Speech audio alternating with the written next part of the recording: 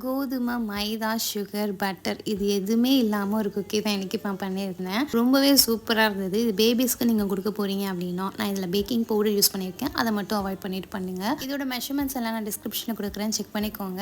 இந்த குக்கிக்கு முக்கியமானது ஓட்ஸ் தான். ஸோ ஓட்ஸை வந்து நல்லா ஒன்றும் பாதியமாக கிரைண்ட் பண்ணிவிட்டு அது கூட சின்னமன் பவுடர், பேக்கிங் பவுடர், கொஞ்சமாக பிஞ்ச் ஆஃப் சால்ட் ஆட் பண்ணி கலந்து வச்சுக்கணும். இந்த குக்கிக்கு ஸ்வீட்னஸ் கொடுக்கறது ஆப்பிள் தான். ஸோ ஒரு ஆப்பிள் நான் எடுத்திருக்கேன். அது ஸ்கின்னை நீக்காமல் கட் பண்ணி மைய அரைச்சி ஓட்ஸ் கூட சேர்த்து மிக்ஸ் பண்ணி வச்சுக்கணும். அடுத்து முட்டையை எல்லோ தனியாக ஒயிட் தனியாக பிரித்து வச்சுக்கணும். எல்லோவை ஆப்பிள் ஓட்ஸ் கூட சேர்த்து மிக்ஸ் பண்ணணும். கூட 1/2 டீஸ்பூன் மெலினா எசன்ஸ் ஆட் பண்ணி நல்லா மிக்ஸ் பண்ணிடணும். ஒயிட்டை நல்லா பீட் பண்ணிங்க அப்படின்னா விப்பிங் க்ரீம் கன்சிஸ்டன்சிக்கு வந்துடும். கீழே கொட்டி பார்த்தீங்கன்னா கொட்டாது. அப்போ கொஞ்சம் கொஞ்சமாக எடுத்து அந்த மிக்சரில் கலந்தீங்க அப்படின்னா குக்கீடோ ரெடி ஆகிடும். அதை ட்ரேயில் வச்சு 180 டிகிரிக்கு 10 மினிட்ஸ் ப்ரீட் பண்ணிவிட்டு 25 மினிட்ஸ் பேக் பண்ணி எடுத்திங்கன்னா சூப்பரான குக்கி ரெடி. கூட ட்ரை ஃப்ரூட்ஸும் எடுத்துக்கலாம், சூப்பராக இருக்கும்.